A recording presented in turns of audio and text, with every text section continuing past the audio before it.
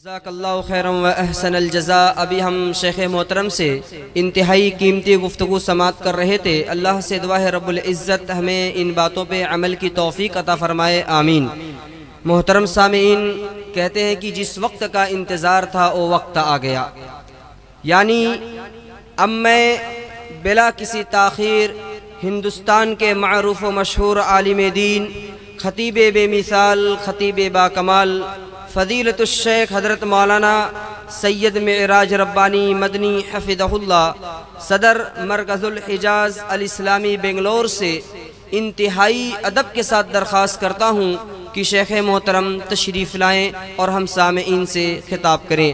آپ کے لیے میں ایک شعر یہ کہنا چاہوں گا کہ محفل میں چار چاند لگانے کے باوجود جب تک نہ آپ آئے اجالا نہ ہو سکا۔ شیخ محترم سے درخواست ہے کہ تشریف لائیں اور ہم سامعین سے خطاب کریں۔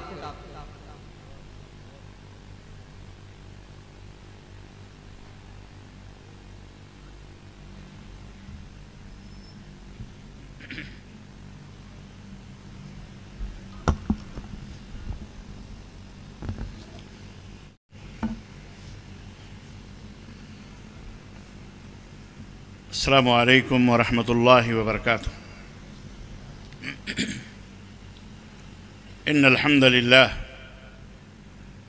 نحمده ونستعینه ونستغفره ونؤمن به ونتوکل علیہ ونعوذ باللہ من شرور انفسنا ومن سیئات اعمالنا من يهده الله فلا مضل له ومن يضلل فلا هادي له وأشهد أن لا إله إلا الله وأشهد أن محمدًا عبده ورسوله أما بعد فإن خير الحديث كتاب الله وخير الهدي هدي محمد صلى الله عليه وسلم وشر الأمور محدثاتها وكل محدثة بدعة وكل بدعة ضلالة وكل ضلالة في النار۔ قال الله تبارك وتعالى: يا أيها الذين آمنوا اتقوا الله حق تقاته ولا تموتن إلا وأنتم مسلمون۔ يا أيها الناس اتقوا ربكم الذي خلقكم من نفس واحدة وخلق منها زوجها وبث منهما رجالا كثيرا ونساء واتقوا الله الذي تساءلون به والأرحام إن الله كان عليكم رقيبا۔ يا أيها الذين آمنوا اتقوا الله وقولوا قولا سديدا يصلح لكم أعمالكم ويغفر لكم ذنوبكم ومن يطع الله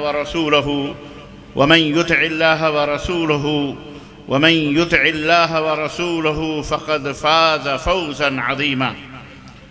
اللهم صل على محمد وعلى آل محمد كما صليت على إبراهيم وعلى آل إبراهيم إنك حميد مجيد۔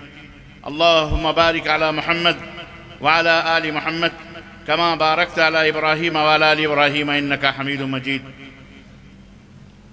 تمام قسم کی حمد و ثنا، کبریائی اور بڑائی اس اللہ عز و جل کے لیے لائق و زیبا ہے جس نے ہمیں اور آپ کو پیدا فرمایا، اور بیش بہا درود و سلام اس ذات مبارکہ مطہرہ پر جن کا نام نامی اسم گرامی احمد مجتبی محمد مصطفیٰ صلی اللہ علیہ وسلم۔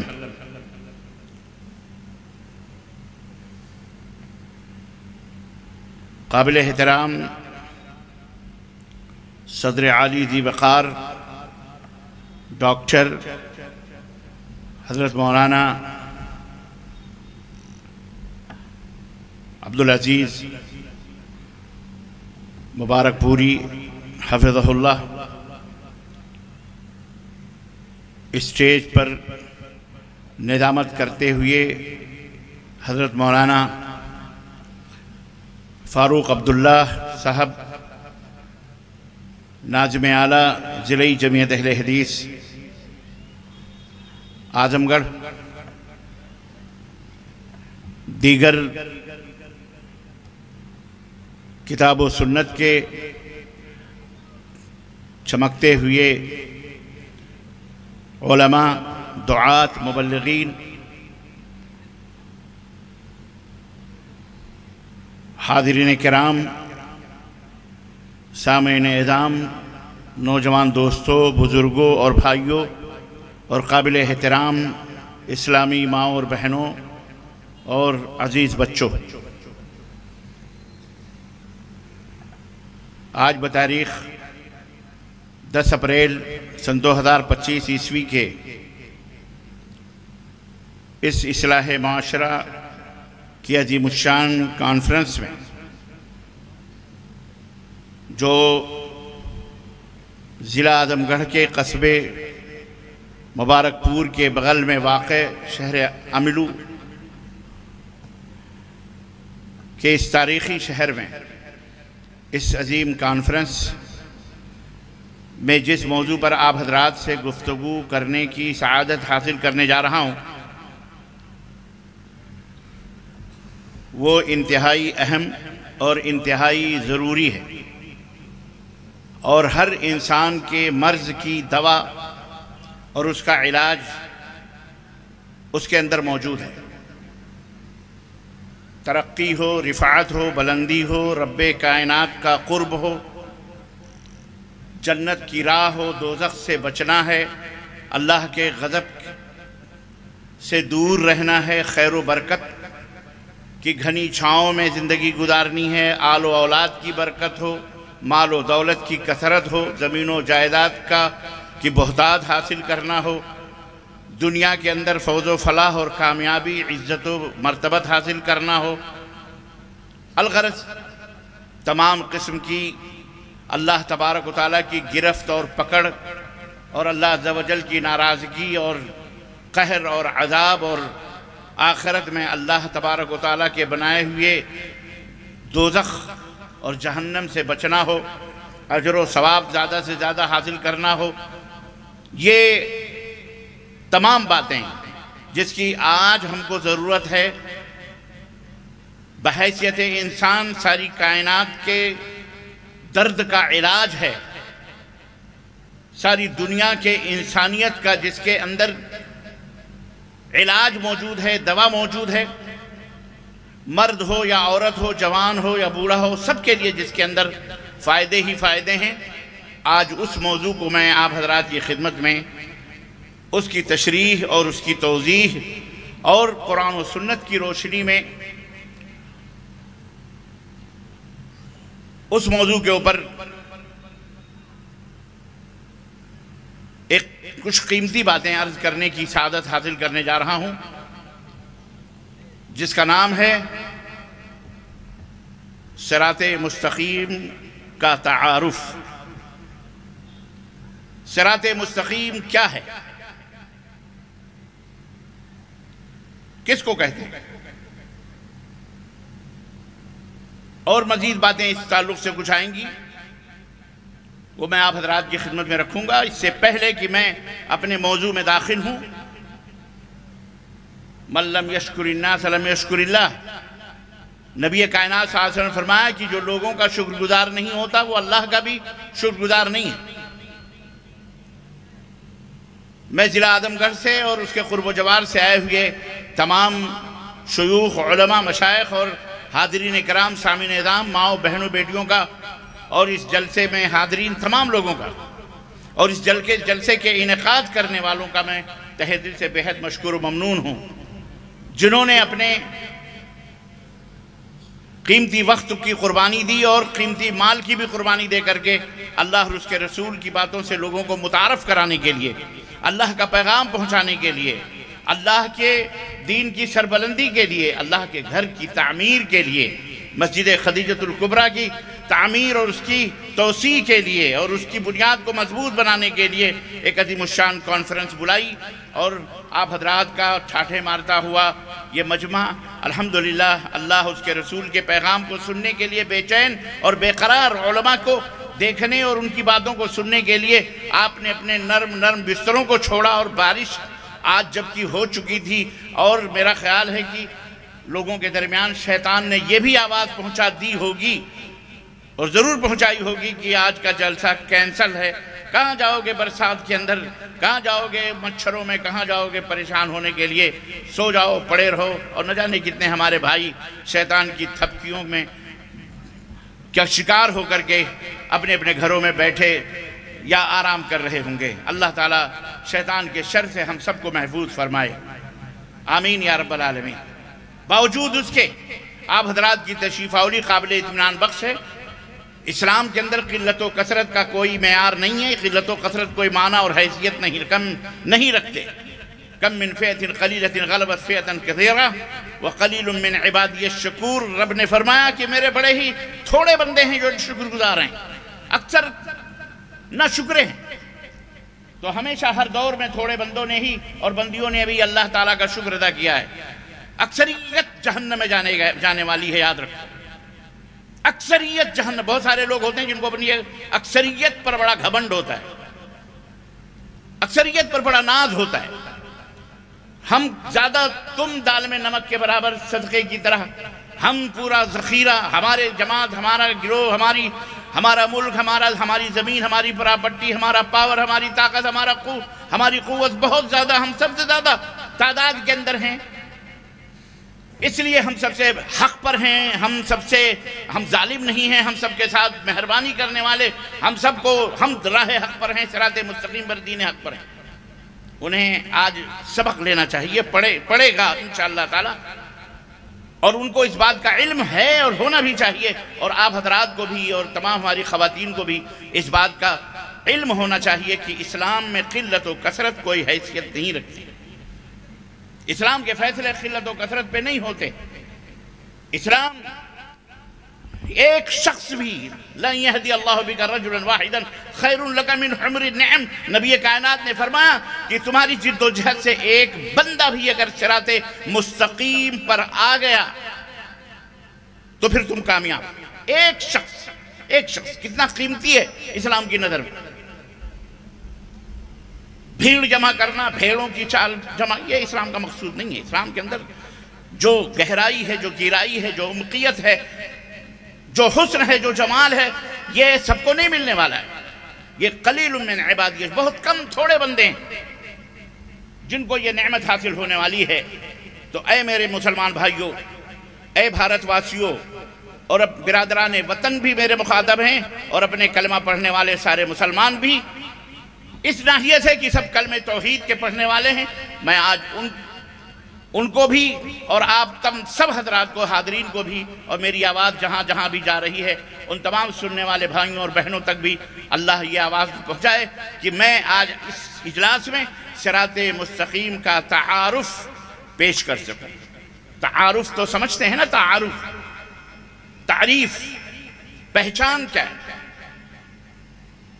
ایک شخص ایک آدمی سے ملتا ہے، سلام و دعا کے بعد پوچھتا ہے بھئی آپ کی تعریف، جناب کی تعریف، حضور کی تعریف، یعنی آپ اپنے بارے میں بیان کریں، آپ کون ہیں، کہاں سے آئے ہیں، کس کے بیٹے ہیں، کس محلے میں رہتے ہیں، کس ملک کے ہیں، کیا تعلیم کیا ہے، تربیت، یہ تمام سب، کتنے بیوی بچے، کیا تفصیلات میں نہیں تو کم از کم مختصر سا تعارف پیش کر دیجئے کہ آپ کہاں سے آئے ہیں، کون ہیں، کیا کاروبار کرتے ہیں، اور آپ سے ملنے کا مطلب کیا ہے، ہمارے پاس آنے کا مقصد کیا ہے۔ مختصر تعارف اور ایک تفصیلی تعارف ہوتا ہے۔ بہرحال آج کے اس مختصر سے وقت میں تو میں اسلام کا انتہائی مختصر ہی تعریف پیش کر سکتا ہوں۔ تفصیلات تو علماء آپ کو مسجدوں میں منبر و محراب سے ہر ہفتے اور ہر مہینے دعوت و تبلیغ کرنے والے ہمارے جو احباب ہیں ان سے آپ سنتے ہوں گے۔ عزیزان محترم، ان تمام تشکر آمیز، امتنان آمیز کلمات کے بعد اور اللہ تعالیٰ سے دعا کرتے ہوئے کہ اللہ تبارک و تعالیٰ ہماری اس حاضری کو قبول فرمائے، اور اس چھیتر کو، اس علاقے کو، بلکہ پورے ہمارے عزیز وطن کو، پیارے وطن کو اللہ ہر شر اور ہر مکر و فریب سے اور ہر باطل اور جھوٹ اور شیطانوں کے ظلم و زیادتی سے اللہ تعالیٰ محفوظ رکھے اور ہمارے وطن کی حفاظت فرمائے۔ اس کے بعد میں اپنے موضوع کے اندر داخل ہو رہا ہوں۔ صراط مستقیم کیا ہے؟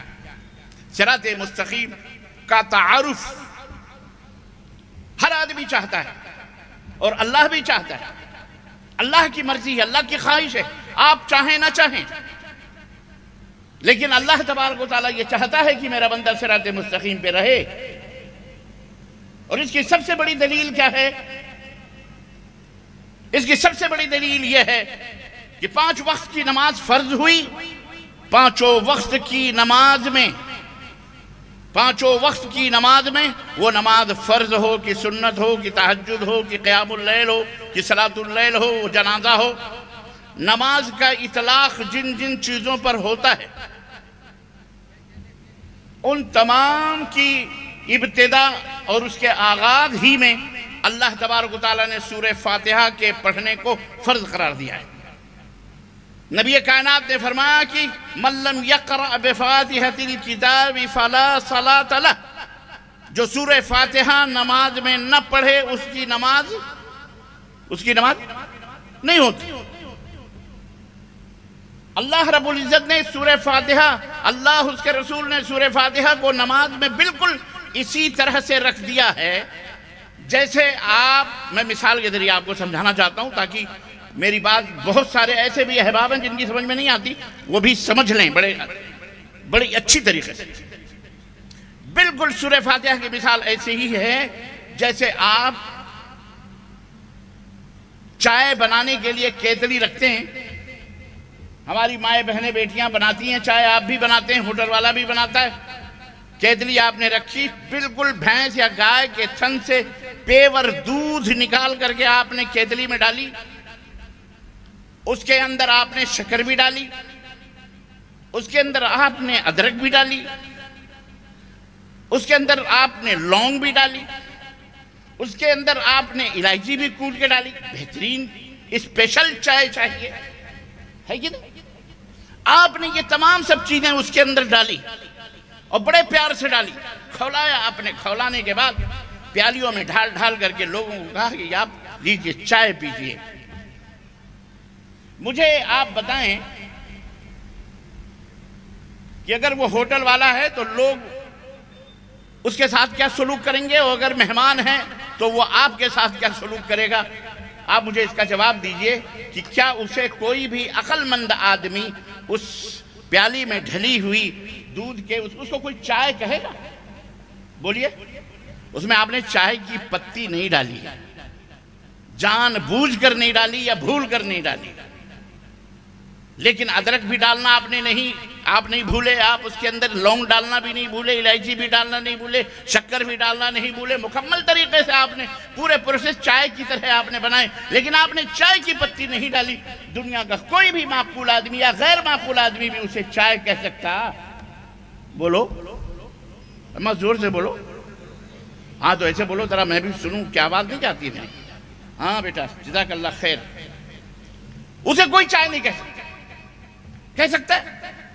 اب آپ اس کی تعریف کریں، پیور دودھ ہے، اصلی، بالکل کوئی بھی پانی کا ایک قطرہ بھی اس کے اندر ملاوٹ میں نہیں، بہترین ورجنل شکر ڈالی ہم نے، بالکل امریکن، اس کے اندر الائچی خرید کر، لونگ خرید کر کے ہم نے ڈالی، تازہ ادرک پودینے ہم نے ڈالے۔ آپ لاکھ تعریف کر لیں لیکن دنیا کی کوئی طاقت اسے چائے کہہ سکتی؟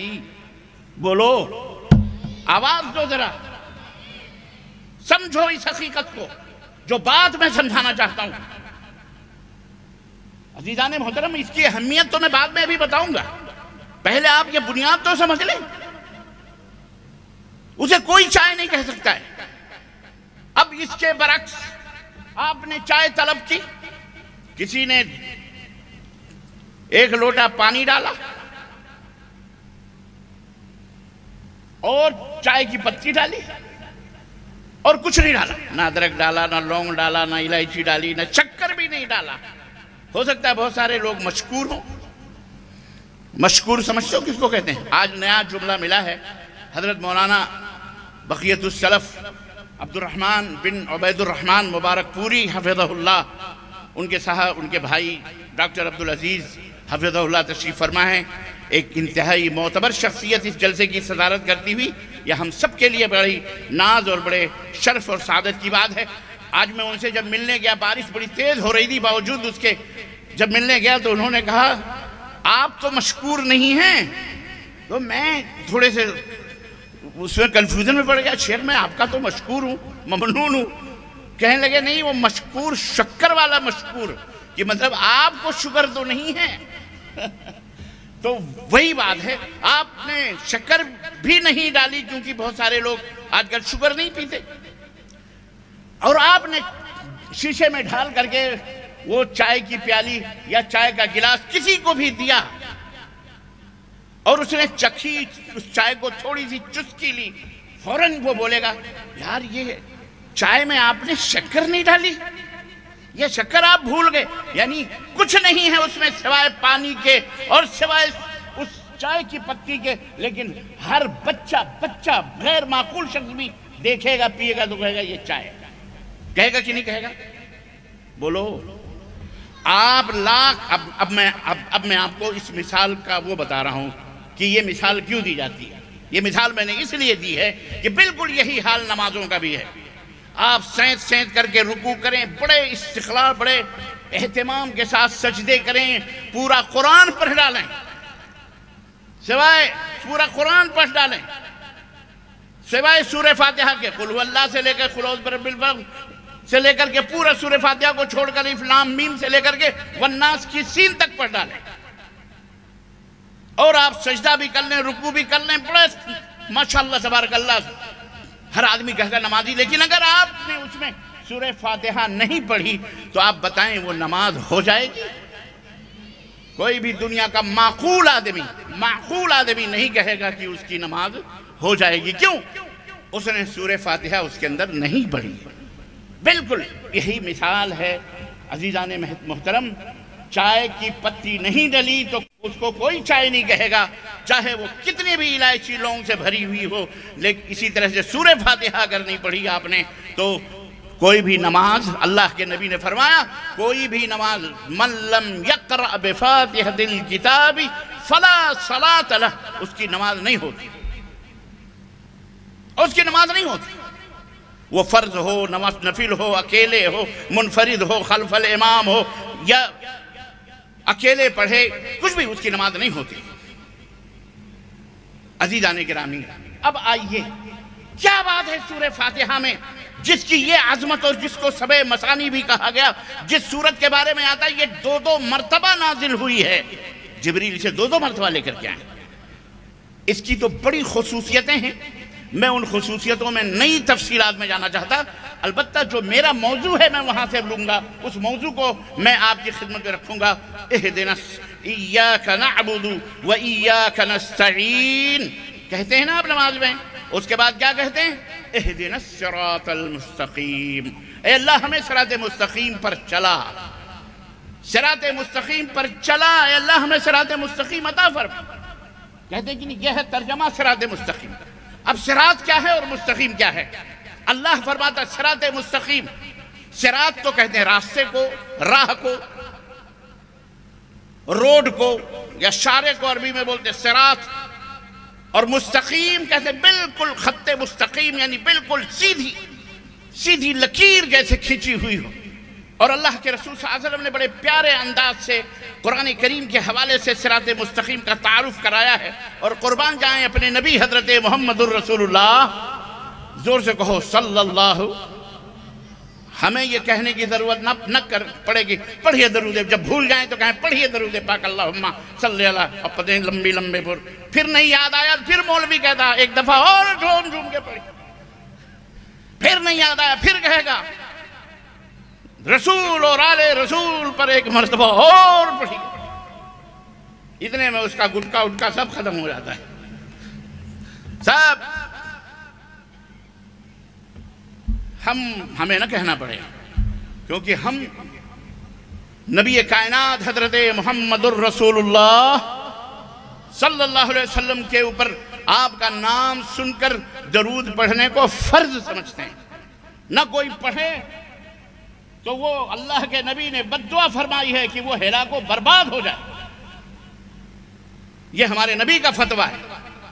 جبکہ بھارت کے نہیں بلکہ بر صغیر کے مفتیوں نے یہ فتویٰ دیا ہے کہ ایک دفعہ پڑھ لیا فرض ادا ہو گیا، اس کے بعد پڑھے نہ پڑھے کوئی حرج نہیں ہے۔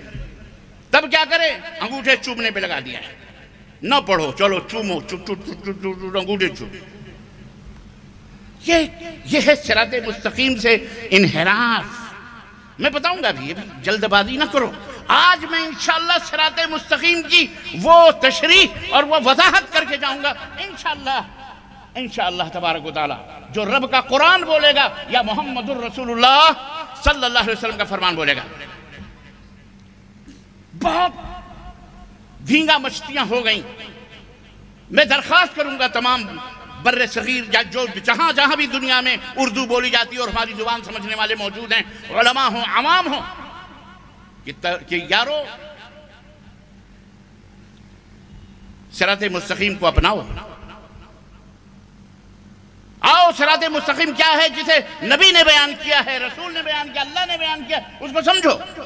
اللہ کے حبیب صلی اللہ علیہ وسلم فرماتے ہیں، حضرت جابر رضی اللہ تعالیٰ عنہ کی روایت ہے، فرماتے ہیں کہ خط لنا رسول اللہ صلی اللہ علیہ وسلم خطاً، اللہ کے نبی صلی اللہ علیہ وسلم نے زمین کے اوپر اپنی انگلی مبارک سے، شہادت کی اس انگلی سے ایک لکیر کھینچی، لمبی سی لکیر کھینچی، لمبی سی، اور وہ نہ بھی مثال دے کر کے سمجھائیں، پھر بھی اللہ اکبر، اللہ کے اس پیغام کو انہوں نے اپنی امت تک پہنچایا ہے۔ بولو پہنچایا کہ نہیں پہنچایا؟ اللہ اکبر۔ لیکن کیا بات ہے، بڑے سے بڑے خیر و برکات کے حاصل کرنے کے طریقوں کو اللہ کے نبی نے بہت کم مثالوں سے سمجھایا ہے۔ لیکن صراط مستقیم کی ڈیفینیشن کیا ہے، تعریف کیا ہے؟ نبی کائنات نے اپنی امت کو، مردوں کو، عورتوں کو کتنی گہرائی اور کتنی حکمت سے سمجھا دیا کہ جاہل سے جاہل ان پڑھ آدمی کے بھی سمجھ میں وہ آ جائے کہ صراط مستقیم کیا ہے۔ آپ صلی اللہ علیہ وسلم نے ایک لکیر کھینچی، حضرت جابر کہتے ہیں بیچ میں، وَخَطَّ خَطَّيْنِ عَنْ يَمِينِهِ، اور دو لکیریں اس بیچ کے لائن، اس جو لکیر تھی بیچ کی، اس بیچ کے دائیں طرف دو لکیریں کھینچی، اور اس لکیر کے بائیں طرف آپ نے دو لکیریں کھینچی، یعنی دو ادھر اور دو دائیں اور دو بولو بائیں۔ اب میں اس بحث میں نہیں جاؤں گا کہ نبی رحمت نے چار ہی لکیریں کیوں کھینچی، یہ بحث میں نہیں جاؤں گا۔ البتہ یہ ضرور میری سمجھ میں آتی ہے باتیں، چار چوپٹا ناک ہوتی ہیں، لیکن بعض لوگ کہتے ہیں بھی چار یار بھی ہیں۔ بہرحال خیر، یہ سب زبانی بحث اور زبانی اس میں نہیں جانا چاہ رہا۔ میں اتنا جانتا ہوں کہ حضرت جابر نے فرمایا دو لکیریں دائیں، دو لکیریں بائیں، اور پہلے سے ایک لکیر بیچ میں، اور پھر آپ نے اس بیچ والی لکیر پر اپنے اس شہادت کی انگلی کو رکھتے ہوئے فرمایا، اور قرآن کی آیت تلاوت فرمائی، اور فرمایا وَأَنَّ هَذَا صِرَاطِي مُسْتَقِيمًا فَاتَّبِعُوهُ۔ اللہ نے فرمایا، اے میری امت کے لوگوں سنو، بیچ کی انگلی، یہ جو ہے بیچ کی جو لکیر تھی، اس کے اوپر انگلی رکھ کے فرمایا کہ اللہ نے فرمایا ہے کہ یہ سیدھی لکیر مجھ تک پہنچنے والی ہے، یہی صراط مستقیم ہے، تو تم اسی صراط مستقیم کی اتبعوہ، پیروی کرو، اتباع کرو، اسی کو فالو کرو۔ وَلَا تَتَّبِعُوا السُّبُلَ، اور یہ دائیں اور یہ بائیں جو دو لکیریں ہیں، یہ سبل ہیں، یہ راستے ہیں، ان پر شیاطین بیٹھے ہوئے ہیں۔ وَلَا تَتَّبِعُوا السُّبُلَ فَتَفَرَّقَ بِكُمْ عَنْ سَبِيلِهِ، ان کی پیروی مت کرو، ان کے پیچھے مت چلو، ورنہ تم گمراہ ہو جاؤ، سیدھے راستے سے، صراط مستقیم سے بھٹک جاؤ گے۔ ذَلِكُمْ وَصَّاكُمُ اللَّهُ بِهِ، اللہ نے اس بات کی تمہیں وصیت کی، وصیت نامہ ہمیشہ نہیں لکھا پڑھا جاتا ہے، وصیت آخری دن، سانس کی آخری لمحات میں، زندگی کے آخری لمحات میں ایک بندہ وصیت لکھتا ہے، یہ میری وصیت ہے، اتنا فلاں کو، اتنا فلاں کو، اتنا قرضہ، اتنا فلاں، اتنی مسجد کو، اتنے مدرسے کو، اتنے اوقاف کو دیا جائے۔ وصیت بہت اہم ہوتی، تو یہ اللہ کی وصیت ہے کہ اے میرے بندو، اس صراط مستقیم پر جو لمبی سی لکیر ہے، اس کی پیروی کرو، دائیں بائیں جو اس کے چاروں لکیریں ہیں، یہ گمراہیت اور شیطان اس کے اوپر بیٹھا ہوا، اس کی پیروی نہ۔ تو یہ اللہ تبارک تعالیٰ نے تعارف کروایا صراط مستقیم۔ اب سمجھ میں آیا کہ جو جنت کی راہ ہے، جو اللہ کی راہ ہے، اللہ کی نزدیکی حاصل کرنا ہے، اللہ کی ولایت حاصل کرنی ہے، اللہ کی معرفت حاصل کرنی ہے، طریقت حاصل کرنا ہے، نجابت حاصل کرنا ہے، ولایت حاصل کرنا ہے، نبی کا اللہ کا قرب حاصل کرنا ہے، دوزخ سے بچنا ہے، جہنم سے بچنا ہے، اللہ کے غضب سے بچنا ہے، اور اسی طرح سے دنیا کے خسارے اور ٹوٹے سے بچنا ہے، اور خیر و بھلائی سے قریب ہونا ہے، تو ہر آدمی کو چاہیے وَأَنَّ هَذَا صِرَاطِي مُسْتَقِيمًا، یہ اللہ کا سیدھا راستہ ہے، اسی کی پیروی کرو، اسی کے بھی چلو، دائیں بائیں نہ جاؤ۔ اللہ تبارک تعالیٰ نے صرف یہی اللہ کو کہہ دینا تھا کہ اے لوگو وَأَنَّ هَذَا صِرَاطِي مُسْتَقِيمًا فَاتَّبِعُوهُ، اسی کی پیروی کرو، بس آگے وَلَا تَتَّبِعُوا کہنے کی کیا ضرورت ہے؟ بعض لوگ کہتے ہیں آپ پوزیٹیو بات کریں، کیا کریں؟ مثبت بات کریں، بس آپ اپنی بات کر دیں، لوگوں کو منع کرنے کی کیا ضرورت ہے؟ اس سے اختلاف پیدا ہوگا، پیشانیوں پہ سلوٹیں آئیں گی، حالات بڑے نازک ہیں، خراب ہیں، اوقاف نے دم توڑا ہوا، کمر سیدھی کری ہوئی ہے، اور مسجدوں کو توڑا جا رہا ہے، بلڈوزر چلایا جا رہا ہے، ملک کا یہ حال ہے، اسرائیل ادھر دھکیل رہا ہے، غزہ ادھر چل رہا ہے، ادھر بھارتی مسلمان پریشان، وہ پریشان، پتہ نہیں کیسے۔ اللہ کے بندو مجھے ایک بات بتاؤ، کینسر کے مریض کو اگر آپ خمیرہ گاؤ زبان کھلائیں، پستہ بادام ہماری مائیں بہنیں پیس کے، اللہ نہ کرے ان کا کوئی بھائی، ان کا شوہر یا ان کے رشتے، ان کا کوئی اللہ نہ کرے ہزار بار کوئی اگر اس مرض کا دشمن بھی نہ اس میں مبتلا ہو، بہرحال اگر کوئی مبتلا ہو جائے اور حکیم صاحب اسے بڑی دوائیں، بڑے خمیرہ گاؤں زبان اور دودھ اور دہی اور جناب بادام اور پستے بولیں کہ اس کو کوٹ کر کے کھلاؤ پلاؤ، اور اس کو کوٹ کے کھلایا جائے پلایا جائے، مجھے ایک بات بتاؤ، یہ تمام سب چیزوں کے کھانے سے اس کا کینسر دور ہو جائے گا؟ وہ صحیح ہو جائے گا؟ وہ تندرست ہو سکتا ہے؟ بولو ہمیں، اس کو تو کینسر کی بیماری ہے، جب تک وہ کینسر کی بیماری دور نہیں ہوگی، یہ پورا بادام، یہ پستہ، یہ میوے، یہ پھل، یہ فروٹ، یہ دودھ، یہ سارے پوائزن ہو جائیں گے، زہر ہو جائیں گے، وہ کبھی صحت نہیں پا سکتا۔ اسے درست کرنا ہے تو سب سے پہلے اس بیچارے کا کینسر دور کیا جائے۔ آج اس امت کے اندر مختلف قسم کے کینسر لگے ہوئے ہیں، کینسر کا مرض پھیلا ہوا ہے، بظاہر لگ رہا ہے کہ ٹوپی لگایا ہوا ہے، داڑھی رکھا ہوا ہے، نماز کے گھٹے بھی پڑے ہوئے ہیں، قرآن بھی پڑھ رہا ہے، لیکن دل جہنم ہے۔ جسے اقبال نے کہا تھا جو سر بس سجدہ کبھی ہوا تو زمین سے آنے لگی صدا، تیرا دل تو ہے صنما شنا، تجھے کیا ملے گا نماز میں؟ زباں پہ امن کے نغمے ہیں، دل جہنم۔ آج امت کے اکثریت کا یہ حال ہے میرے مسلمان بھائیوں، اس کو سمجھنا پڑے گا۔ تو اوپر سے لیپا پوتی کرنے سے کوئی فائدہ بولو نہیں ہوگا، اوپر سے لیپا پوتی کرنے سے کوئی فائدہ نہیں ہوگا جب تک اندر سے اس کا علاج نہیں ہوگا اور اس کے کینسر کو ختم نہیں کیا جائے گا، تب تک کوئی بھی طاقتور گولی یا کوئی بھی طاقتور غذا اسے کوئی نفع نہیں پہنچے۔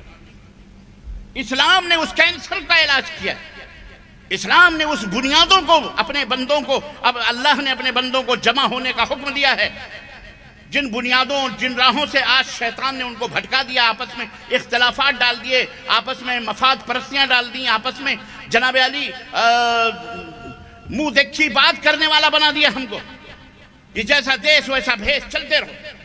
اسلام نے اس کی اجازت ہم کو نہیں دی ہے۔ اسلام نے ہمیں ایک ذمہ داری سونپی ہے کہ ہم اس ذمہ داری کو نبھائیں۔ تَأْمُرُونَ بِالْمَعْرُوفِ وَتَنْهَوْنَ عَنِ الْمُنْكَرِ، برائیوں کو روکو اور بھلائیوں کو حکم دو، یہ ہماری ذمہ داری ہے۔ ہمیں چاہیے کہ ہم اپنے دیش میں، اپنے ملک میں امن کی استھاپنا کیسے ہو سکتی ہے، ظالموں کو کیسے روکا جا سکتا ہے، ان کے ظلم سے کیسے بچا جا سکتا ہے، ان کے ظلم کو ختم کیسے کیا جا سکتا ہے، ان کی ریشہ دوانیوں کو مٹایا کیسے جا سکتا ہے، ان کے ناانصافیوں کو ختم کیسے کیا جا سکتا ہے، یہ ہم مسلمانوں کی ذمہ داری ہے۔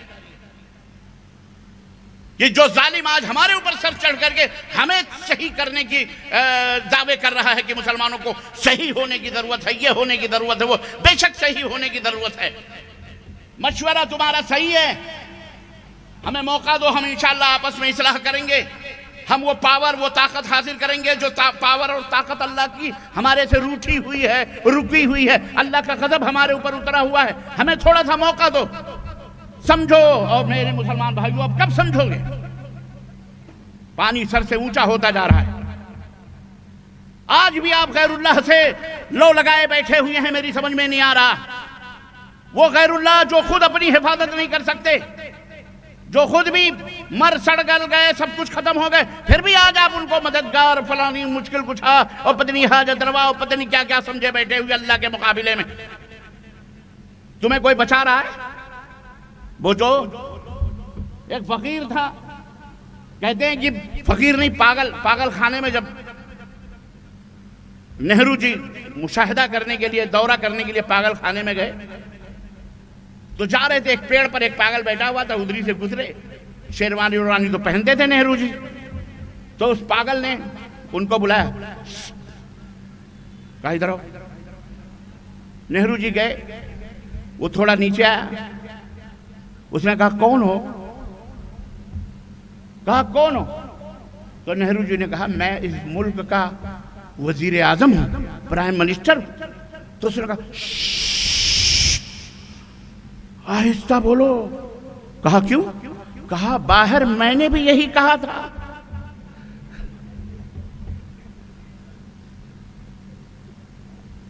باہر میں نے بھی یہی کہا تھا۔ سمجھ میں بات آئی کہ نہیں آئی؟ تو عزیزان محترم، کب سدھرو گے؟ کب صحیح ہوں گے؟ صراط مستقیم، اے اللہ ہم کو صراط مستقیم پر چلا، اے اللہ ہم کو صراط مستقیم پر چلا، اے اللہ ہم کو صراط مستقیم پر چلا۔ اللہ نے صراط مستقیم دیا ہے، آپ کو بتایا بھی ہے، اس کا تعارف بھی قرآن کے اندر موجود ہے، نبی نے عملی طور پر، صحابہ نے عملی طور پر پیش کیا۔ سمجھ میں نقطہ توحید آ تو سکتا ہے۔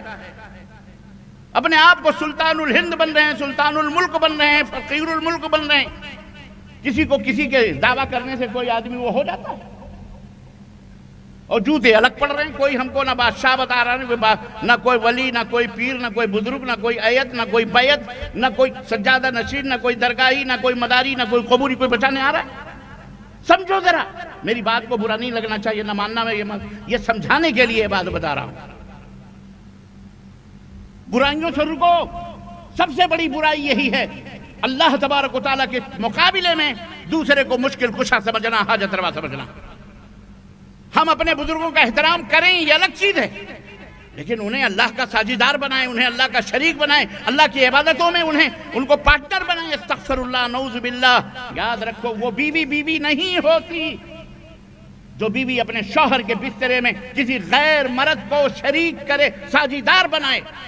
وہ کتنی ہی وفادار کیوں نہ ہو، وہ کتنی ہی ملنسار کیوں نہ ہو، وہ کتنی ہی شوہر کے پاؤں سر دبانے والی کیوں نہ ہو، بہترین کھانے پکانے والی، کپڑا دھلنے والی، پریس کرنے والی، فرما بردار، مطیع، حکم ماننے والی، سب کچھ ہو، لیکن اگر اس نے ایک دفعہ بھی اپنے بسترے پر کسی غیر مرد کو سلایا تو ہمیشہ کے لیے اس کی یہ تمام وفائیں اور اس کی یہ تمام ملنساریاں اور اس کے تمام خدمات شوہر لمحے کے اندر ختم کر کے، لات مار کر کے اس کو دروازے سے باہر کرتا ہے۔ بولو کرتا ہے کہ نہیں؟ نہ اسے اس کی ملنساری یاد آئے گی، نہ اس کا کھانا پکانا، نہ اس کی خدمت، نہ اس کا بھولا پن، نہ اس کا حسین و خوبصورت چہرہ۔ بیاہ کے لایا ہے، 2 کروڑ 2 لاکھ 10 لاکھ پیسے دے کر کے لایا ہے، مہر دے کے لایا ہے، لات مار کر کے باہر کرے گا کہ ایسی طوائف کی مجھے ضرورت ہے؟ بولو۔ آپ نماز پڑھیں، آپ روزہ رکھیں، داڑیاں رکھیں، نمازیں گھٹے بنائیں، سب کچھ کریں، آپ ایک دفعہ بھی کسی درگاہ، کسی مزار، کسی چھتے، کسی علم چبوترے پر آپ نے ماتھا ٹیکا یا انہیں مشکل کشا، حاجت روا سمجھ کے پکارا، رب کعبہ کی قسم ہے، نہ نبی نے فرمایا، نہ صحابہ نے فرمایا، نہ ابو بکر کا فرمان ہے، نہ عمر کا فرمان ہے، نہ عثمان کا فرمان ہے، نہ سیدنا علی ابن ابی طالب رضی اللہ تعالی عنہم اجمعین کا فرمان ہے، نہ کسی صحابہ، کسی کا یہ عمل، کسی کا یہ دین، یہ صراط مستقیم نہیں ہے۔ یہ بتانے کی ہمیں ضرورت پڑ رہی ہے، اس کی وجہ یہ ہے کہ آج ہمارے درمیان بہت سارے سے بھولے بھالے لوگ موجود ہیں جنہیں ہاتھ پکڑ کر کے بھی سمجھایا جاتا ہے لیکن سمجھ میں نہیں آتا، تو تھوڑا تھپڑ مارنا پڑتا ہے، تھوڑا دھکا دینا پڑتا ہے، ابے ایسے نہیں سمجھ تو ایسے سمجھ، تجھے ہم جنت کی طرف لے کے آ رہے ہیں، تو جہنم کی طرف بھاگا جا رہا، باولا بنا ہوا ہے۔ عزیزان گرامی، بڑی دل تڑپتا ہے، اللہ کی قسم میرے مسلمان بھائیوں اور اے میرے مولوی حضرات، مدارس کے اندر قرآن و سنت کی تعلیم دینے والوں، اللہ کے لیے سدھر جاؤ۔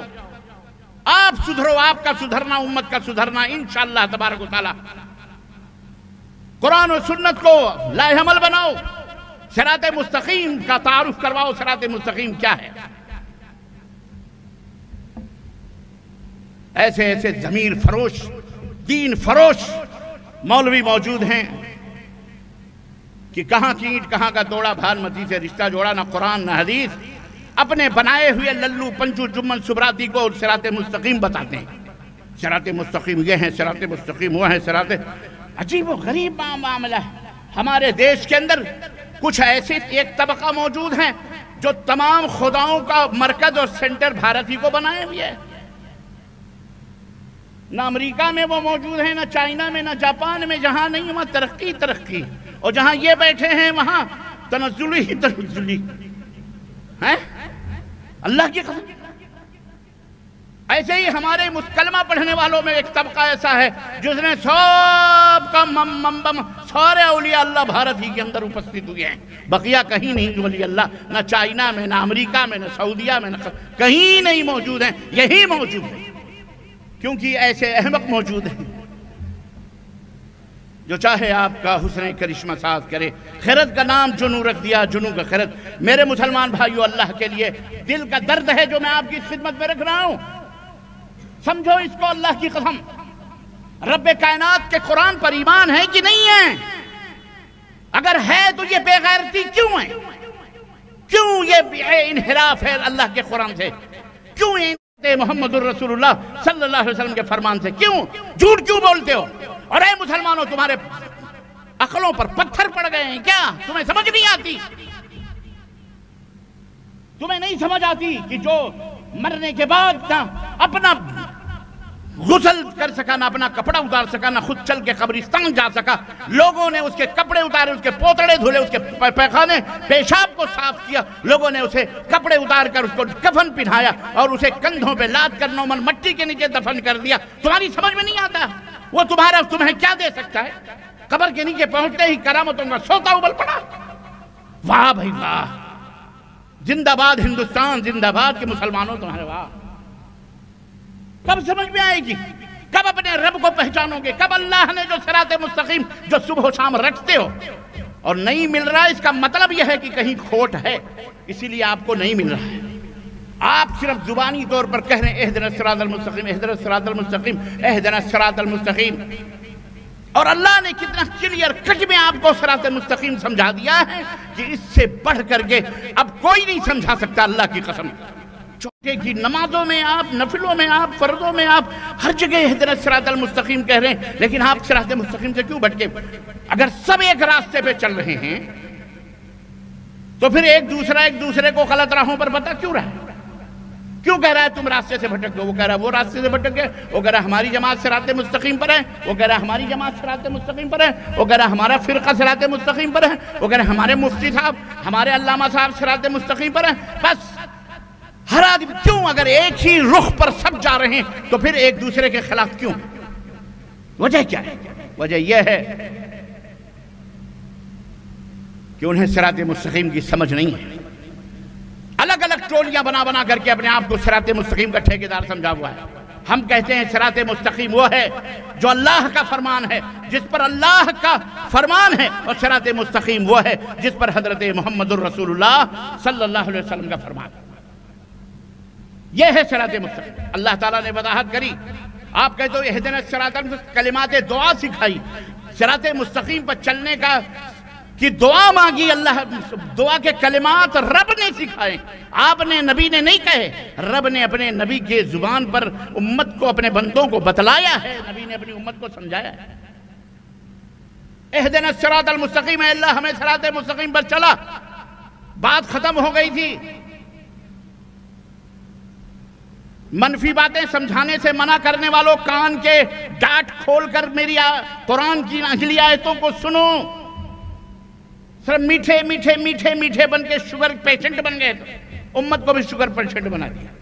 مرچیاں کھاؤ ذرا ہم جیسے لوگوں سے، شوگر کیا اور بلڈ پریشر ذرا کم ہوگا، صحیح ہو جاؤ گے. مرچی دے رہا ہوں میں. صراط المستقیم، مجھے ہمیں صراط مستقیم پہ چلا. آگے سنو، آگے کیا ہے؟ آگے کیا ہے بچوں؟ صراط الذین ہے صراط الذین انعمت علیہم. یہاں بھی اسٹاپ لو تھوڑی دیر کے. اللہ صراط مستقیم کی وضاحت فرما رہا ہے. میرے اے اللہ ہمیں صراط مستقیم پہ چلا. اے اللہ کون سا صراط مستقیم؟ رب نے پہچان بتائی، صراط الذین انعمت علیہم. اے اللہ وہ صراط مستقیم جس پر تیرے انعامات ہوئے ہیں،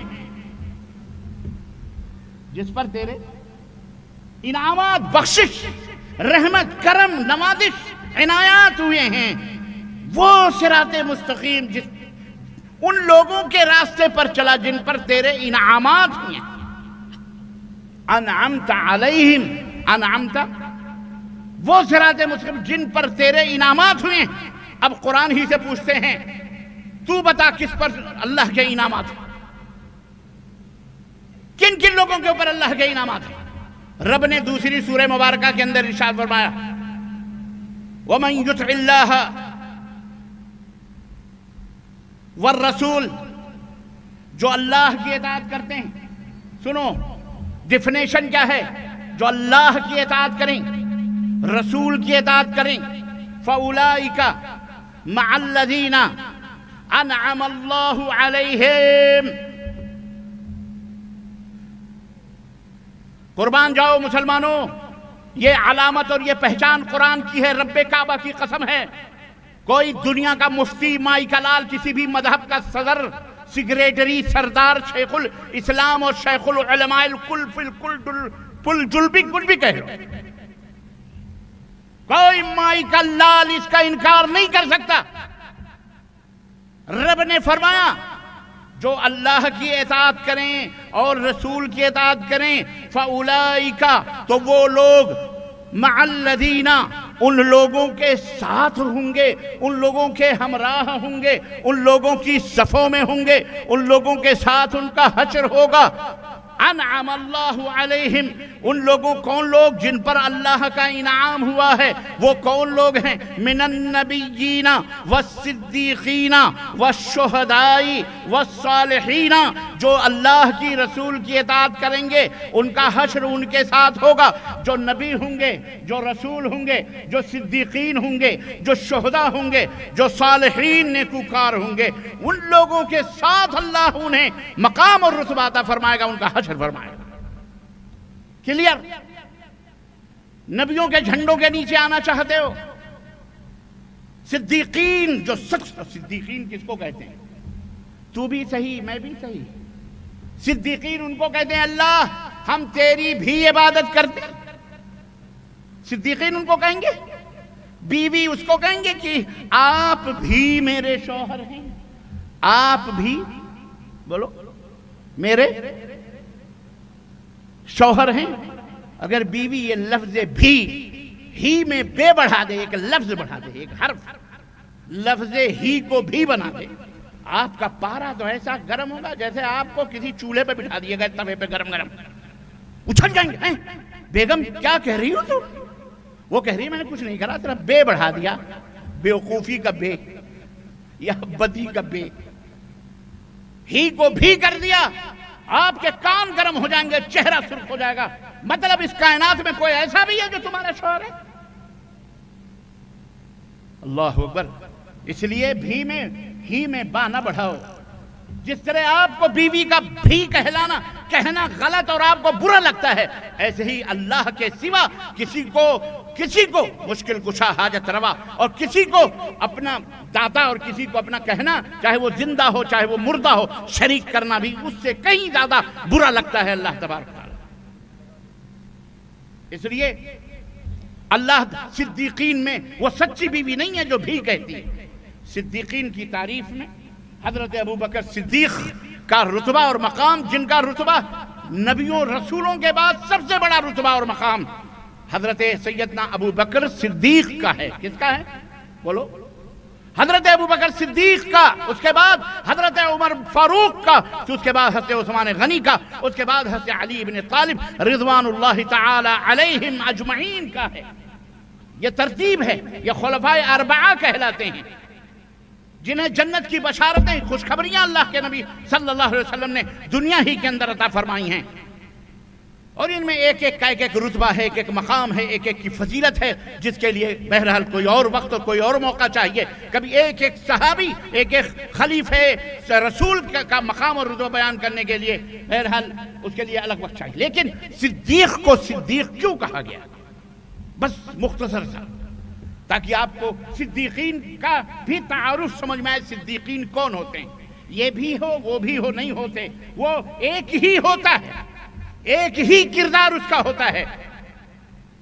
اللہ کے نبی صلی اللہ علیہ وسلم معراج کر کے تشریف لائے، بالکل میں سیرت کے حوالے سے بالکل قریب کرتے ہوئے خانہ کعبہ کی ٹیک لگا کر کے آپ معراج کا واقعہ بیان فرما رہے ہیں۔ ابو جہل بھی بیٹھا ہے، تمام عمائدین قریش مکہ، کفار مکہ بھی بیٹھے ہوئے ہیں۔ اللہ کے نبی معراج کی اسراء اور معراج کا واقعہ بیان فرما رہے ہیں۔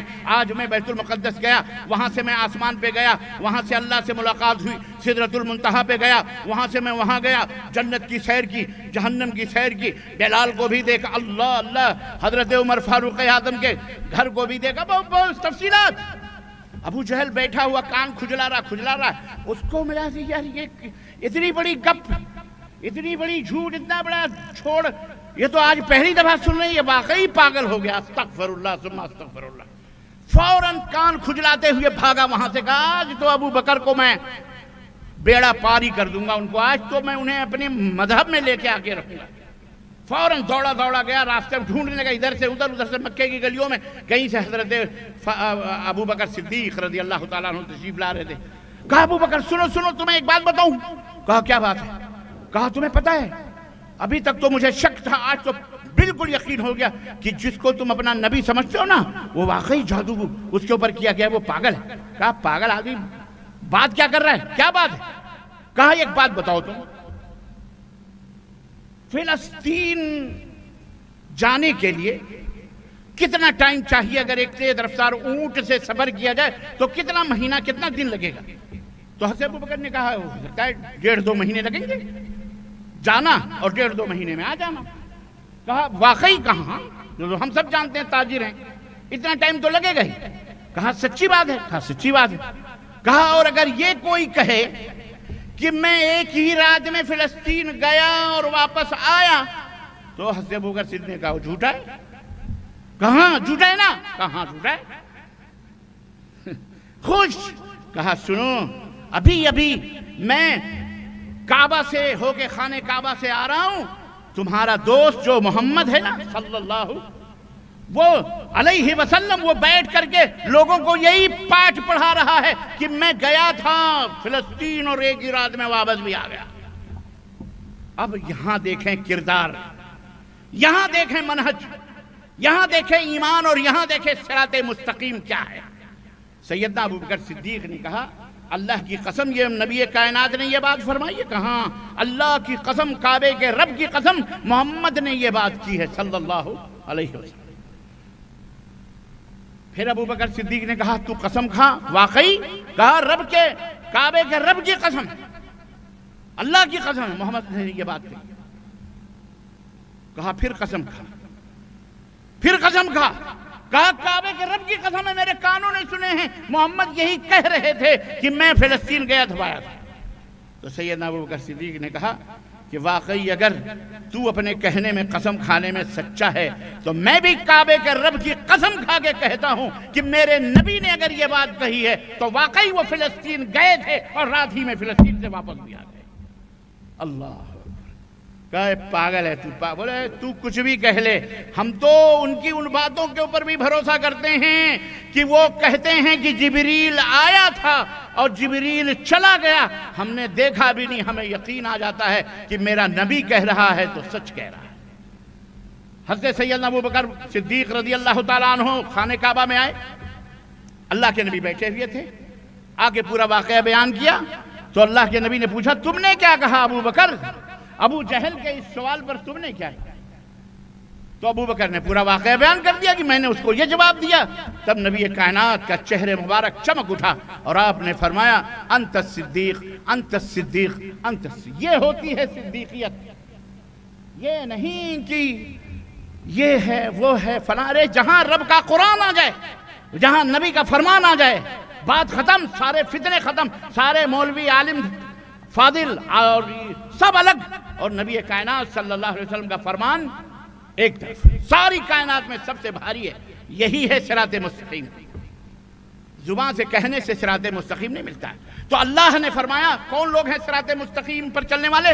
جو اللہ کی اطاعت کریں، رسول کی اطاعت کریں، ان کا حشر ان کے ساتھ ہوگا مع الذین انعم اللہ علیہم، جن پر اللہ کا انعام ہوا ہے، من النبیین والصدیقین والشہداء والصالحین، نیکوکار جو لوگ ہیں، شہداء جو ہیں، صالحین جو ہیں، ان کے ساتھ صدیقین جو ہیں، نبی جو ہیں، ان کے ساتھ ان کا حشر ہوگا۔ کن کا؟ جو اللہ کی اور رسول کی اطاعت کریں۔ وَمَن يُطِعِ اللَّهَ وَرَسُولَهُ فَقَدْ فَازَ فَوْزًا عَظِيمًا، جو اللہ کی اطاعت کریں، جو رسول کی اطاعت کریں، وہ کامیابیوں سے ہمکنار ہوتے ہیں۔ بات ختم تھی میرے عزیزو سورہ فاتحہ کی، واضح ہو چکا تھا صراط مستقیم کیا ہے، کن پر اللہ نے اپنا انعام فرمایا ہے، بات واضح ہے، پر اللہ اور وضاحت فرما رہا ہے، اور وضاحت فرما رہا ہے، کیونکہ کچھ باقی ہے، اور یہ سنت الہیہ ہے، خیر بھی بیان کرو، شر بھی بیان کرو، تاکہ حضرت حذیفہ ابن یمان رضی اللہ تعالیٰ عنہ کہتے ہیں کہ الناس کانوا یسألون الخیر، نبی صلی اللہ علیہ وسلم سے لوگ خیر کے بارے میں پوچھا کرتے تھے، سوال کون کون سی چیز نیکی ہے، کون کون سی چیز خیر ہے، کون کون سی چیز سے رتبہ ملے، لیکن میں اللہ کے نبی سے خیر نہیں پوچھتا تھا، میں اللہ کے نبی سے شر کے بارے میں پوچھتا تھا۔ اللہ کے نبی شر کیسے آئے گا، وہ شر کیسا ہے، وہ شر کیوں آئے گا، اور پوچھتا تھا تو اللہ کے نبی مجھے بتاتے تھے کیوں پوچھتا تھا، تاکہ کہیں ایسا نہ ہو کہ لا علمی میں اس شر کے اندر نیکی سمجھ کر ہم داخل ہو جائیں، شراب کو من و سلوہ سمجھ کے گھونٹ لیں۔ اس لیے میں وہ شر کی باتیں بھی پوچھا کرتا تھا۔ اس لیے یہ سنت الہیہ ہے کہ جب کلمہ اللہ نے پڑھایا بھی تو سب سے پہلے شر بتایا ہے، پھر خیر کی تعلیم دی ہے۔ مسلمانوں نقطے کے اوپر غور کرو، مولوی حضرات، علماء حضرات جو لوگوں کو گمراہیت کے اور ضلالت کے دلدلوں میں لے جا کے گھسیڑتے ہو، اللہ نے پہلے کہا لا الہ، لا کی جو تلوار ہے غیر اللہ کی تمام گردنوں پہ چل رہی ہے، لا الہ، کوئی بھی پج کے لائق نہیں ہے، زمین ہو، سورج ہو، آسمان ہو، دیو ہو، دیوتا ہو، آدمی ہو، انسان ہو، پیر ہو، نبی ہو، شہید ہو، ولی ہو، انسان ہو، جانور ہو، حیوان ہو، مٹی ہو، پہاڑ ہو، جنگل ہو، دریا ہو، ناگ ہو، سانپ ہو، بچھو ہو، لا الہ، کسی کی بھی پوجا نہیں ہے، کوئی معبود برحق نہیں ہے، کوئی سچا معبود نہیں ہے۔ یہ جتنے بھی پوجے جا رہے ہیں یہ سارے کے ساری عبادتیں جھوٹی، اور تمام پج جھوٹے اور پوجنے والے بھی جھوٹے۔ سچا کون ہے؟ الا اللہ، کون ہے؟ سوائے اس اللہ کے جو ساری کائنات کا مالک و مولا ہے، اسی کی پوجا ہے، بقیہ کسی کی پوجا بولو۔ یہ علل اعلان ڈکے کی چوٹ پر یہی صراط مستقیم ہے، یہی بہترین اور سیدھا سیمنٹڈ ایشور پرماتما کی طرف پہنچنے کا راستہ ہے۔ اس کے علاوہ رب کا تک پہنچنے کا کوئی راستہ موجود بولو۔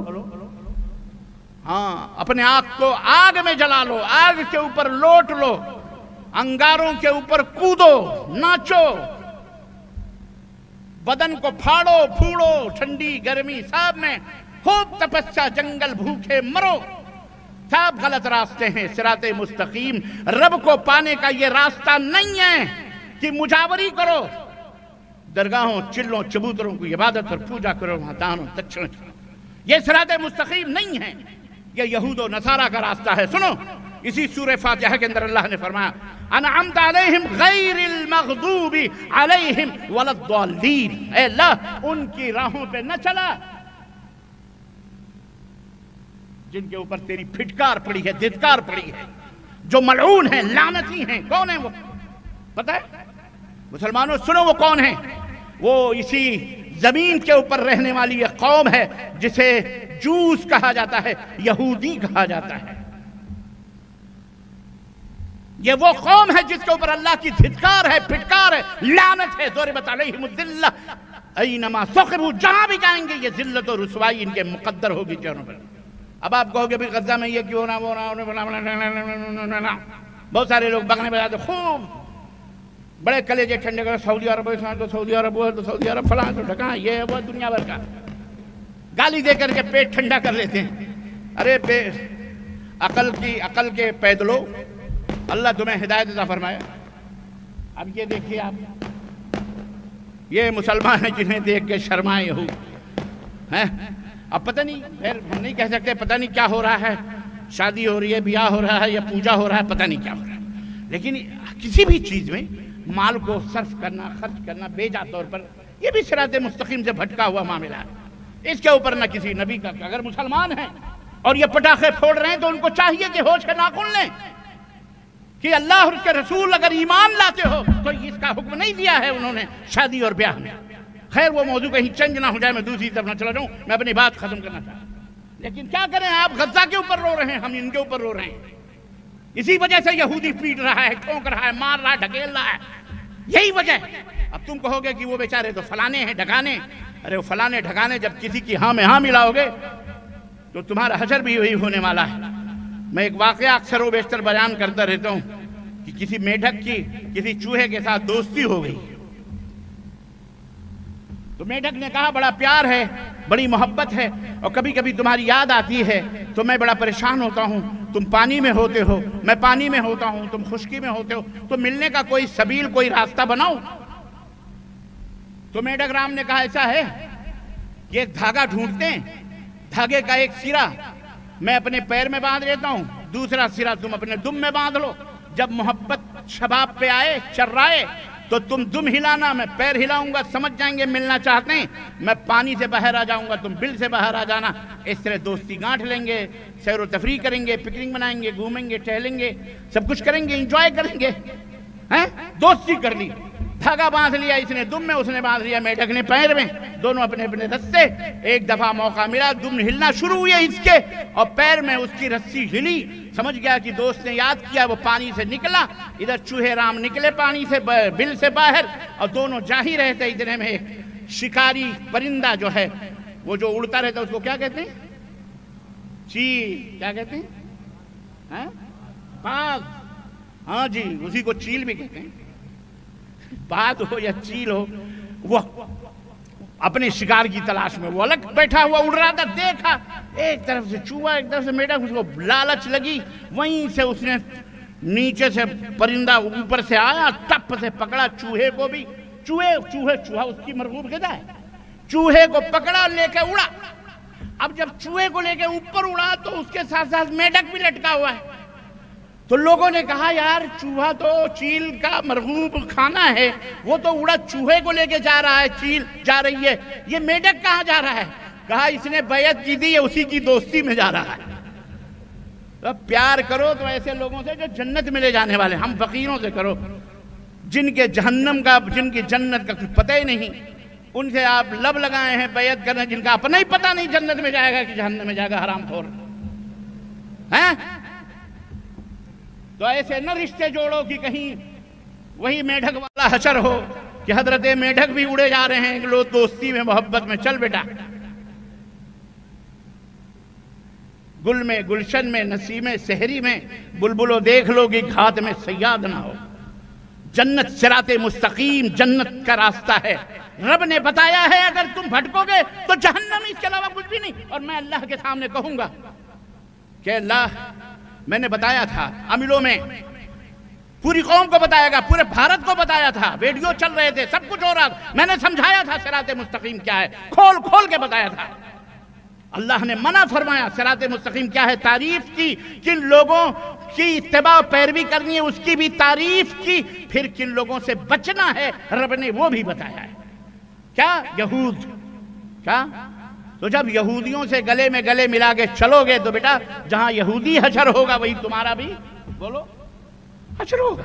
اللہ کے نبی صلی اللہ علیہ وسلم کی آخری سانسیں ہیں حضرت عائشہ صدیقہ رضی اللہ تعالیٰ عنہ فرماتی ہیں کہ آپ کا چہرے مبارک سرخ، چادر مبارک کبھی چہرے پہ ڈالتے، کبھی باہر کرتے، کبھی اٹھاتے، کبھی باہر کرتے، اور کہتے لعن اللہ الیہود والنصارى اتخذوا قبور انبیائہم وفی روایت اتخذوا قبور صالحیہم مساجد، اللہ کی لعنت ہو، پھٹکار ہو، دھتکار ہو یہود و نصارہ پر، جنہوں نے اپنے نبیوں کی یا اور ایک روایت میں اپنے بزرگوں کی قبروں کو سجدہ گاہ بنا دیا، عبادت گاہ بنا دیا، لعنت ہوتی ہے انہوں۔ تو ملعون شخص کے اوپر کبھی اللہ کی رحمت نازل، اللہ اسے مٹاتا ہے، اسے اس کے سزا دیتا ہے۔ اور گیہوں کے ساتھ دنیا میں مشہور ہے، گیہوں کے ساتھ گھن بھی پیسا جاتا ہے۔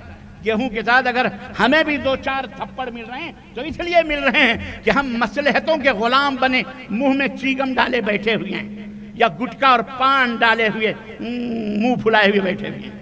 بات کرو تو بات نہیں نکلتی ان گٹکا خوروں سے، اللہ انہیں ہدایت عطا فرمائے۔ سدروں نے منہ کے کینسر ہیں، اللہ کی قسم، منہ میں کینسر پیدا، یہ منہ ہے تمہارا، اللہ رسول کا نام لینے کے لیے اللہ نے بنایا، گٹر نہیں بنایا ہے کہ اس کے اندر غلاظتیں پھینکو۔ یہ غلاظت ہے، یہ بیڑی، یہ سگریٹ، یہ گٹکے، یہ تمباکو، نوجوان منشیات آج ہندوستان کے کونے کونے، گلی گلی، جناب علی ٹرکوں کے بھاؤ سے کالج یونیورسٹی کے گیٹوں پر بکتے ہیں، فری میں بچوں کو، قابل بچوں کو برباد کرنے کے لیے۔ یہ بھی صراط مستقیم سے بھٹکے ہوئے لوگ ہیں۔ کس کس چیز کی طرف نہیں؟ صراط مستقیم ایمان اور عقیدے کی اصلاح سے لے کر سماج اور معاشرے کے تمام بگاڑ کو صراط مستقیم شامل ہے۔ صراط مستقیم یہ ہے کہ نبی نے اپنی بیٹی فاطمۃ الزہرا رضی اللہ تعالی عنہا، اللہ اکبر، سیدۃ نساء الجنہ، جنت کے تمام خواتین کی، عورتوں کی سردار حضرت فاطمۃ الزہرا، حیا اور شرم کی پیکرے، شرم و حیا، جن کے آنچلوں کو دیکھ کر شرمندگی اور حیا سے فرشتے بھی اپنی نگاہوں کو جھکا لیتے ہیں۔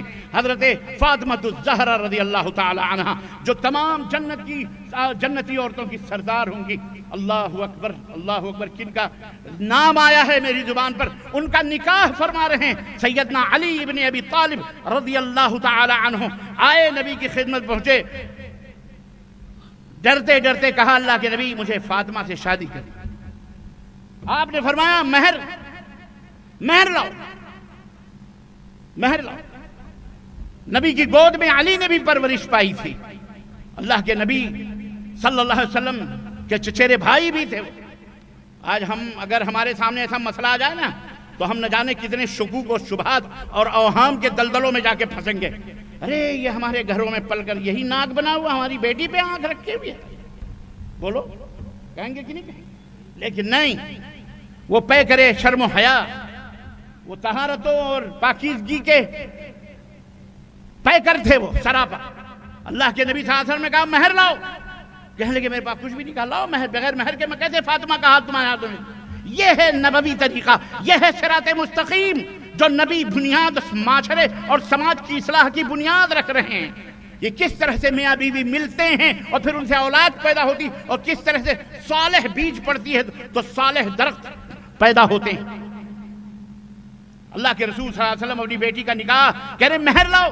سیدنا علی رضی اللہ تعالیٰ عنہ کی درع جو جنگ میں لڑائی کا جو ساز و سامان تھا لے کے بازار مدینہ کی طرف گئے، حضرت عثمان غنی ادھر سے آ رہے تھے، کہتے کہاں جا رہے ہو؟ کہنے لگے یہ درع بیچنے جا رہا ہوں۔ کہا کیوں؟ کہا مجھے شادی کرنی ہے، نبی نے مہر مانگا ہے۔ کہا ٹھیک ہے مجھے بیچ دو، کہنے لگے لے لو، جو مارکیٹ کا دام ہے دے دو۔ حضرت عثمان غنی کے پاس کیا کمی تھی؟ جب انہوں نے یہ سنا فاطمۃ الزہرا سے شادی ہونی ہے، دلوں میں تو پٹاخے پھوٹ رہے ہیں۔ یہ پٹاخے نہیں، اللہ لعنت ہو ایسے لوگ پٹاخوں پر، ایسے پٹاخوں پر لعنت ہو۔ یہ نہ کوئی کہے میں نے کسی کو لعنت کہا، معاذ اللہ بھیا ذرا سوچ سمجھ کے، ایسے پٹاخوں کو اللہ برباد کیا، پٹاخوں کو اللہ، بولو ہاں نہیں، آج کل بڑا لف دوران چلتا ہے ویڈیو میں، ادھر سے ادھر، ادھر سے ادھر، معراج ربانی نے یہ کہہ دیا، معراج، اس لیے میں وضاحت کر دے رہا ہوں۔ دلوں میں یوں سمجھیں خوشیوں کے غبارے پھوٹ رہے، ایک تعبیر یہ بھی کہہ لیں آپ، خوشیوں مسرت کے گل کھل اٹھے۔ حضرت عثمان غنی نے سوچا اب تو میرے ساڑو بننے والے بھائی، تو ساڑو کی یوں بھی مدد کرنی، چنانچہ جناب علی لیا اور وہ پیسے لے کر کے دینار اور درہم لے کے نبی صلی اللہ علیہ وسلم کے پاس آئے. آپ نے دیکھو یہ جنت کے سردار کی شادی ہو رہی, جنت کے سردار عورت, جنتی عورتوں کی سردار فاطمہ الزہرا اور سیدہ شباب اہل الجنہ اور جنت کے سرداروں کی ماں کی شادی ہو رہی. حضرت سیدہ شباب اہل الجنہ حضرت حسین رضی اللہ تعالیٰ عنہ, حضرت حسن رضی اللہ تعالیٰ عنہ, ان کے اماں کی شادی دیکھو. اور آج ہم منحوسوں کی بھی شادی دیکھو, ہماری بھی شادی دیکھو. نسبت خاک رابع عالم پاک, کہاں ہمارا, کہاں راجہ بھوج, کہاں گنگما تیلی. ہماری بھی شادیاں ہوتی ہیں.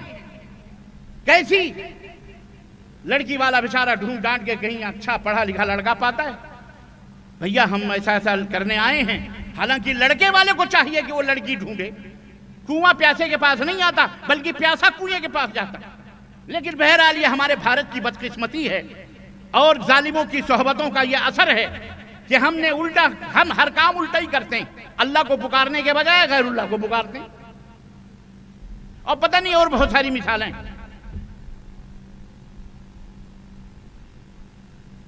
ہونا یہ چاہیے کہ لڑکی والا لڑکا ڈھونڈے اپنی مطلوبہ کو, محبوبہ کو شادی کریں. لیکن یہاں الٹا. اب لڑکی والا پایا کوئی اچھا لڑکا کہ بھیا چلو ہماری بیٹی بیاہ دیتے ہیں. اب وہاں لڑکے والے کی لسٹ آتی ہے, اور بعض جگہوں پہ تو لسٹ بڑی خاموشی کی ہوتی ہے. کیا ہو رہا ہے؟ اچھا یہ یہاں نیچے کچھ ہے. بہرحال کیا میں کہہ رہا تھا, لسٹ آتی, 2 ویلر, چارپائی, ساکس, موزے, جوتے, چمچے, ڈبے, کتنے پلنگ, کتنی چارپائیاں, کتنے فرنیچر, کتنا کیا. اور بعض جگہوں پہ کہتے ہیں کہ نہیں ہم مانگتے نہیں ہیں. بیٹا سب پتہ ہے مانگتے نہیں ہو, لیکن تمہاری آنکھیں, تمہارا چہرہ کیا کہہ رہی ہیں بیٹی والا سمجھ جاتا ہے. تو ایک مسئلہ اس اہل علم کے شہر میں آپ جرت کر کے ہوئے بتاتا جاؤں, جس کو آج ہمارے ہاں جہیز کہا جاتا ہے اور بعض لوگ اس کو دہیج بولتے ہیں. یہ اسلام کے اندر حرام ہے, یہ اسلام کے اندر ظلم ہے. اسلام کی بات میں کر رہا ہوں کیونکہ اسلام میں بہت سارے فرقے, بہت ساری جماعتیں. اسلام کے یہاں لینا بھی جرم ہے اور دینا بھی جرم ہے. شرعی عدالت کے اندر اسلام میں دہیج دینا بھی جرم ہے اور دہیج لینا بھی حرام ہے. اور جن لوگوں نے لیا ہے قیامت کے دن یہ پورے جہیز کا سامان اپنی گردنوں پہ لاد کر اللہ کے سامنے لائیں گے. یہ جمع کرنا پڑے گا اللہ کے سامنے, وہاں سسرے کو مجبور کر کے یا کسی بھی طریقے سے ہیلے اور بہانے. آپ نے جو جہیز کے سامان لیے یا دیے ہیں, یہ اپنے ان معصوم بچوں کا حق مارا ہے, لڑکوں کا, اور ان کا حق ہے 4 لاکھ. اب یہاں تو پتہ نہیں کتنا لینے دیتے ہیں, لیکن ہم نے دیکھے ہیں بہت سارے ادھر بہار اور پوروانچل اور سیمانچل اور کون سا سارے چل میں اکثر و بیشتر یہی چلاؤ چل رہا ہے. 10 لاکھ, 15 لاکھ, 4 لاکھ, 20 لاکھ, 25 لاکھ برچکائی دی جاتی ہے جہیز کے نام پر. پھر اس کے بعد صوفے, پھر اس کے بعد کرچی, پھر جوتے, چپل. اس بھکاری کو دیا, ننگے کو دیتے ہیں کہ اللہ بے ننگے تجھے اس لیے دے رہے ہیں, ننگے تاکہ میری بیٹیوں کو تو ستانا نہیں. ظالم مردود جا کے چلو بھر پانی میں ڈوب کے مر جائے. اب آپ کہیں گے ہم نے تو لے لیا مولانا, آپ کریں تو کیا کریں, گلے میں تو اٹکی. اب آپ نے تو حرام کہہ دیا. میں فتویٰ نہیں دے رہا ہوں, اہل علم موجود ہیں, سب کے گھروں میں بیٹیاں ہیں, بیٹے ہیں. میری بیٹیوں, میری ماں بہنوں کے ہاتھ پیلے کر ہونے سے بیٹھی ہوئی ہیں کنواری, اس لیے کہ باپ غریب ہے, وہ پیسے نہیں دے سکتا ہے, وہ اتنا جہیز نہیں دے سکتا ہے. ٹرکوں کے ٹرک لد لد کر کے جا رہے ہیں, بارات جا رہی ہے. یہ کون سی بارات ہے بھیا تمہاری؟ کس نے کہا یہ بارات اسلام کے اندر حلال ہے؟ بارات یہ کون سا لفظ ہے؟ بارات. رات بھر جاتے ہیں, مستنڈی گیری کرتے ہیں, پان, سگریٹ, گٹکے, چائے. لڑکی کے گھر والوں کے سینے پر لڑکی کا باپ بینک سے لون لے لے کر کے 25 لاکھ 30 لاکھ 10 لاکھ جناب علی قرض چکاتے ہیں اس کے بھائی لڑکی کے دلہن کے، جو بیچاری باپ کسی طرح سے اس کی شادی کرتا ہے، اور یہ مستنڈا دولہا وہاں کمرے میں پہنچ کر وہاں بھی ظلم کرتا ہے. بیگم وہ مہر جو بدوایا اسے معاف کر دو ورنہ چارپائی کو ہاتھ نہیں لگاؤں گا، میں جا رہا ہوں. اے بے حیا آدمی، تجھ سے بڑا بے غیرت، پتہ نہیں کیسے تیری شادی نہیں ہونی چاہیے تھی. اصلاً تو مرد ہے ہی نہیں، تو نامرد سے بھی بدتر ہے. سعودی عرب میں بھی شادی ہوتی ہے. خود رسول اللہ صلی اللہ علیہ وسلم کی بیٹی شہزادی کی شادی ہو رہی ہے، شہزادی رسول کی سیدہ جنت کے عورتوں کے جنتی عورتوں کے سردار فاطمہ الزہرا رضی اللہ تعالی عنہا، ان کی شادی ہو رہی ہے. اور اللہ کے نبی حضرت علی کے لائے ہوئے پیسے کو ایک مٹھی کہتے ہیں اس سے فاطمہ کا گھر بناؤ، اس سے فاطمہ کے کیا کہتے ہیں چولہے برتن کا انتظام کرو، اس سے فاطمہ کے بسترے اور کپڑے کا انتظام کرو، اتنے پیسے سے فاطمہ کے خوشبوؤں کا انتظام کیا جائے. علی رضی اللہ تعالیٰ عنہ کی کمائی ہے، سیدنا علی رضی اللہ تعالیٰ عنہ کی کمائی ہے. انہی کی کمائی سے دلہن کے کپڑے بن رہے ہیں، انہی کی کمائی سے سب کچھ، گھر تیار ہو رہا، مکان تیار، سب کچھ تیار ہو رہا ہے. اللہ، یہ ہے صراط مستقیم، شادی کا سیدھا راستہ. اس طرح سے شادی کرو تو کون پیدا ہوگا؟ اس طرح سے شادی کرو گے تو حضرت حسن جیسی ہستیاں پیدا ہوں گی، جنت کے نوجوانوں کے سردار پیدا ہوں گے. حضرت حسین جیسی ہستیاں پیدا، جنت کے سرداروں کے جنتی لوگوں کے سردار پیدا ہوں گے. اور جب ایسے جہیز دے کر لے کر پیدا کرو گے تو مائیکل جیکسن ان کی اولاد پیدا ہوگی. انگڑے بھنگڑے نچنے گانے ٹیڑے پھیلے ایسے ٹیڑے میڑے اٹاخے پٹاخے بیڑی سگریٹ گٹکے کھانے والے تمباکو ایسے ذلیل بچے پیدا ہوں گے. تعلیم سے کورے دور، اخلاق سے کورے دور، روڈوں سڑکوں پر بیٹھ کر کے سیڑھی بگریٹ چڑھانے والے، سیٹیاں مارنے والے، دوسروں کی بہو بیٹیوں کے اوپر غلط نظر ڈالنے والے. صراط مستقیم یہاں بھی ہمیں آواز دیتا ہے کہ ہمارا معاشرہ قرآن و سنت کی روشنی کے اوپر مرتبط ہونا چاہیے، اسے احساس بنانا چاہیے. ہماری شادی، ہمارے بیاہ، ہماری صرف مسجدیں نہیں، یہ مسجد اللہ کا گھر ہے اندھیری کھڑی ہوئی. آپ نے ہزاروں لاکھوں روپے پان اور بیڑی اور سگریٹ پر پھونکتے ہو. میری مائیں بہنیں بھی فضول خرچی. میں سب سے آرزو کروں گا اور سب سے میں درخواست کروں گا کہ انشاءاللہ اس سال یہ مسجد مکمل ہو جانی چاہیے انشاءاللہ تبارک تعالیٰ. بولو انشاءاللہ. یہاں سے نکلنا چاہے تمہاری جیب میں چمنی ہوگی وہ ڈال کے جانا. یہ اس کا مطلب یہ بھی نہیں چمنی دینا. اللہ کے بندے بعض لوگ زبان بھی پکڑ لیتے ہیں. یہ مولوی نے کہا چمنی دو. ہم جب یہ کہتے ہیں کہ اگر چڑیے کے گھر کی طرح برابر بھی مسجد بنائی تو اللہ جنت میں تمہارے گھر بنائے گا، تو کہتے ہیں بس یہی 2-4 میٹر والی مسجد بنا لو، بات ختم، جنت تو ویسے مل جائے. ایسی شیطانی نہ کرو. جتنے بھی لوگ آئے ہیں اس مسجد کا تعاون کرتے ہوئے نکلیں گے انشاءاللہ تبارک و تعالی. صراط مستقیم کی مکمل تشریح میں نے آپ حضرات کی خدمت میں کر دی ہے. یہ قصہ لطیف ابھی ناتمام ہے، جو کچھ بیان ہوا ہے وہ آغاز باب ہے. بہرحال میں اپنے وقت سے زیادہ چل رہا ہوں. بہرحال میں گزارش کروں گا کہ آپ حضرات یہاں سے جب نکلیں گے تو سب کچھ انشاءاللہ اللہ اس مسجد کی تعمیر کی سوچ اور فکر لے کے نکلیں گے. اللہ تعالی ہمیں اور آپ کو صراط مستقیم پر چلائے، صراط مستقیم کے اوپر قائم و دائم رکھے، اور اللہ رب العزت ہم سب، ہمارے آنے والی نسلوں، ماں بہنوں، بیٹیوں، سب کو قرآن و سنت کا اللہ تبارک و تعالی مبلغ اور داعی اور چلنے والا بنائے. آمین یا رب العالمین. وصلی اللہ علی نبینا محمد وعلی آلہ وصحبہ اجمعین. والسلام علیکم ورحمۃ اللہ وبرکاتہ.